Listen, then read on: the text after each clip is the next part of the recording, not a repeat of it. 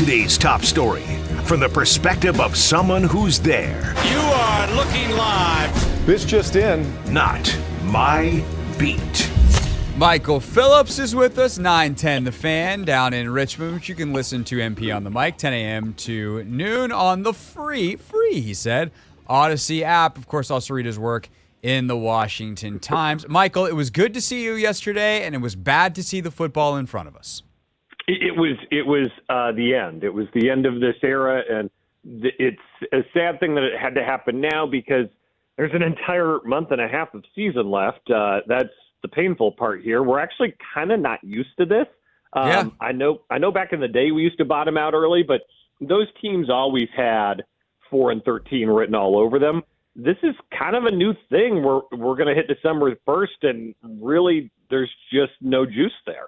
Well, unless, of course, they do the most Rivera thing ever, which is win on Thursday. Because remember, Michael, the most likely thing to happen is the dumbest possible outcome. That is the thing that I learned very early in my days on the beat. It's no longer my beat, but that has not changed. The dumbest possible outcome is what will happen, and hopefully the Josh Harris era changes that. But kind of this is the end of the Snyder era with Rivera here, and so I think that rule might still apply. What a fitting end too to have the water heater break for the players. Like, what if? I mean, they sent off the Snyder era in just the most Snyder-esque way possible. And yeah, I am absolutely not taking off my bingo card. Stunts the Cowboys on Thursday. Remember, the Cowboys lost to the Cardinals earlier this year. They did. It's a team very capable of playing down to its opposition. By the way, what is that? It's not the theory of relativity. That was Einstein. The one where it's like if A beats B and B beats C, but A might not necessarily beat C. Whatever that theory is. Transitive. That's it, the transitive property. You want proof that the transitive property doesn't exist? Watch Washington beat Dallas because the Giants have absolutely destroyed the Commanders. Dallas has destroyed the Giants but lost to Arizona. And so I don't know where that leaves the Washington-Dallas game. I guess we find out Thursday. Okay. By the transitive property, they are, I believe, like 58-point favorites to win. Yeah, I think, and again, we don't do math on this show, so we'll just take your word for it. So let's give the people the sports talk radio red meat that they want. Obviously, Rivera's not coming back next year. The question is, when is that move made, and is it worth doing either now or assuming that the transitive property, we calculated it wrong and they lose on Friday or on Thursday, doing it on Friday? Where do you stand on all of that? Here's what really surprised me this morning when I woke up, did my show prep. If the season ended today, these guys would pick number 7 overall in the draft. Yeah. They're actually closer to the number 1 pick than they are to making the playoffs. Just in terms of where they are on the spectrum, which colors what I'm about to say, which is I'd keep them. I'd keep them through the end of the season. You've got this publicly proclaimed thing, and it's not just Ron, by the way. It is organizational. Developing Sam Howell is the most important thing they're doing this year, and I think they believe that top to bottom. I don't think that's just a Ron lip service. Now, the Ron lip service is like, hey, everybody, I found Sam Howell. Please don't look at the record. But beyond that is the truth of they're working to develop Sam Howell this season. I think the best way to do that is to let him continue to work with Eric Bieniemy intensively. And the best way to develop Eric Bieniemy as a play caller and an offensive coordinator as a coach is to not saddle him with cleaning up this defense or running the show or doing press conferences, but to let him continue to work on his play calling and work with the offense and work with Sam Howell. All that said, of course, I don't think I need to waste any of your valuable airtime explaining why Jack Del Rio is a poor choice as the interim coach for this football team. Right. And so we move on and you say, I don't think Bieniemy should do it. I don't think it's in the team's best interest. And unless I'm missing somebody, unless there's like a Jeff Saturday out there who you just pluck off the street, I'm not sure there's anybody else in the building ready to do it. I just kind of leave it and let it roll, and whatever you get's what you get down the stretch. You're not teams that fire the coach are generally trying to like save something or put in some juice or maybe even get to the search quicker. I don't think any of those apply here. Right. And so the other guy that would be in the building would be Nate Katzer because he's the special teams coach. And, there's really, although we talk about 2 way more and they're way more important because their units are on the field more, there are 3 coordinators and there's a long history of special teams coaches actually being good head coaches. But I think the problem becomes then, Michael, like you can't be the ownership group that came in and then passed on Eric Bieniemy again, especially when he's got the assistant head coach title. Like I think the narrative, right or wrong, and I think it would be very wrong, the narrative outside of here would be a disaster. And that's something that as the Harris administration tries to make their first impression on the NFL is something that they don't want to deal with. Yeah, and I mean, part of this also is, and I'm not saying I think this will happen, but as you begin your head coaching search, I think there are scenarios where Eric Bieniemy remains as this team's offensive coordinator. I don't think that's going to be the top priority in the search is retaining offensive coordinator Eric Bieniemy. I think he will get and deserves a very fair look at being this team's head coach. But I also think there are scenarios, and again, I'm not reporting this, but I'm just adding to the speculation.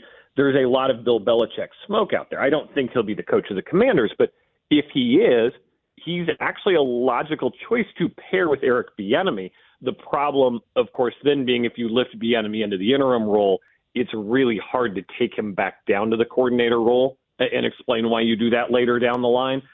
None of which is to say he's not going to get a very fair and very deserved look at being the head coach. It's just I think it maybe creates a little more trouble for you than it solves problems in weeks 14 through 18 of a lost season. I just don't see the upside there for the ownership group. To be very clear, I hate 90% of what you just said, and I want to fight you for bringing up Belichick. Just so we're clear. Just so you and I, my friend, are clear, I want to fight you right now. We are clear. We see eye to eye on this matter. You're like, I don't like that I did it either. I'm going to punch myself in the face. Michael Phillips with us here on the Hoffman Show, 910 The Fan, down in Richmond, 10 a.m. to noon daily. You can also listen to his show on the free Odyssey app. I think you also, like, then there begs the question of, like, is there actually a point? If we're making all these salient, logical points about the reality of what it means for EB, what it means for Sam, what it means for the team, and why not just like biting the bullet, and even for the draft pick, biting the bullet is the right move for the rest of the year as much as it's going to suck.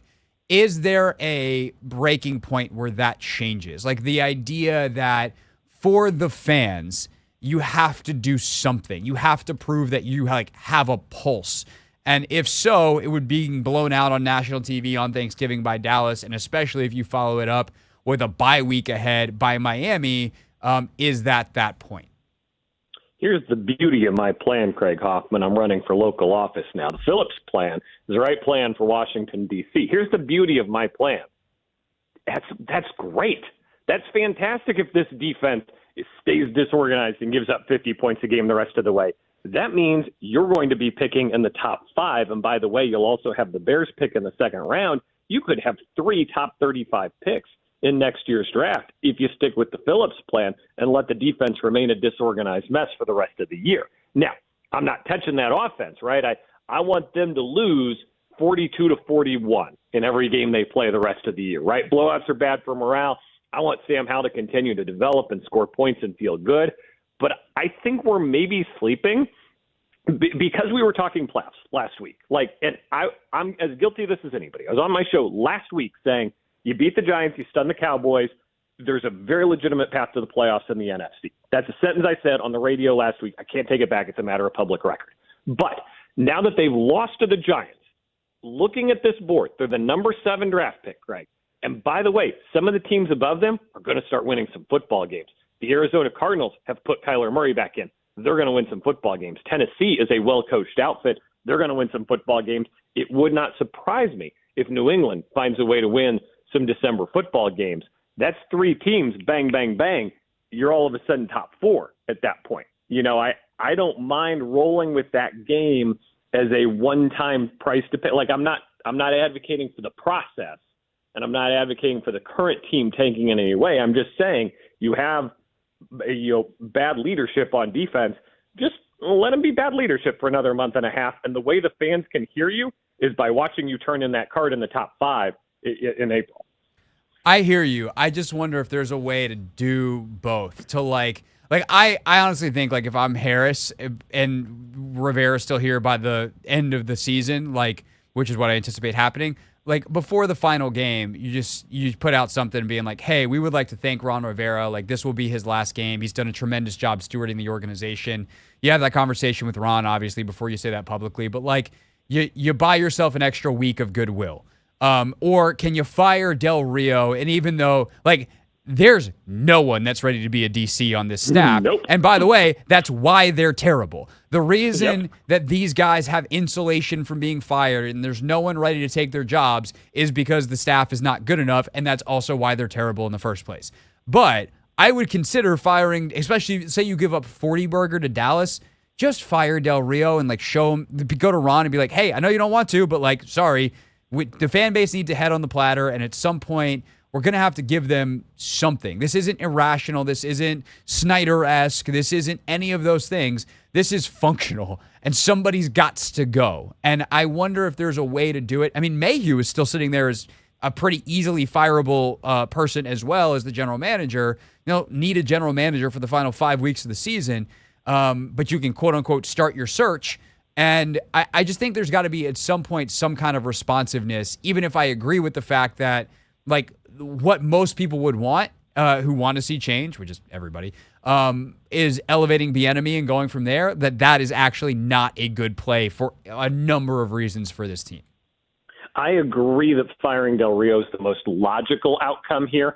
I just think Ron's too loyal to do it, and I don't think Harris is interested in fighting that fight. I think he's already moved on to the future and is working through the future. I think there are ways to communicate all this that don't involve coaches, by the way, and that would be like if Ron comes to the press conference after the Miami game is like, we're putting John Allen on season-ending IR. You know, the season's really accumulated on him. It's best if we shut him down. We're also doing that with Benjamin St. Juste, and, you know, we're also doing that with Jahan Dotson.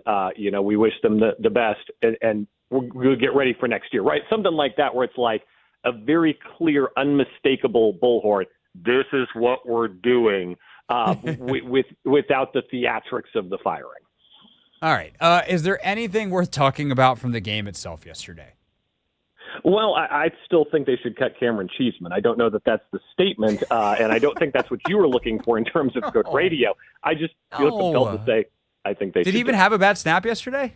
No, it's just, you know, there's a missed extra point yesterday. I actually haven't even gone back and watched it yet. I just, you know, that's kind of a talking point. In terms of good things, KJ Henry is a good thing. Yes. He is learning and growing, and I think he is potentially in line to play a significant role for these guys next year, so I'm very pleased to see that.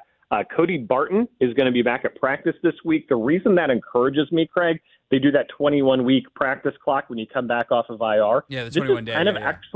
This is actually kind of a total waste of a practice week because there's no practice happening this week. Right. So the fact that they're putting him on notice this week tells me he might actually be closer than further in terms of coming back. So that gives me optimism as well. And I still love Brian Robinson.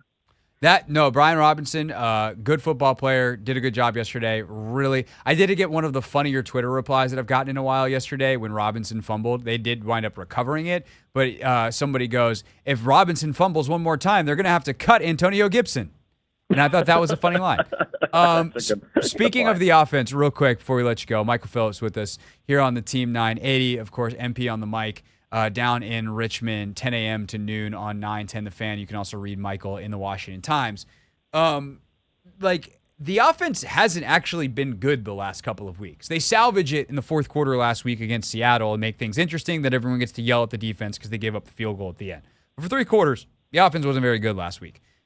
Yesterday, how would you describe the offense's day? Because it's so discombobulated because of the turnovers, it's almost hard to make sense of. And I don't know, like, evaluating the process, which is just, to me, more valuable in terms of projecting forward and evaluating how they're going is really hard, but it didn't feel like they were actually very good yesterday, even turnovers aside, and they were terrible, turnovers included. Yeah, probably a regression to the mean in terms of Sam Howell and turnovers. He'd been kind of skating that line and getting away without interceptions for a couple of weeks, so he's probably due for one of those bad throws. He seems to have them exclusively against the Giants, which is the tough part of all this. You know, it's hard to separate out the Giants factor from the everything else factor. The turnovers were a very big deal, and I thought the offensive line, it got worked a little bit more than normal. by the Giants yesterday. On the other hand, like, none of that changed my long-term outlook in any way. Like, I still think Logan Thomas is a serviceable tight end, but probably not an Eric Bieniemy's offense caliber starting tight end.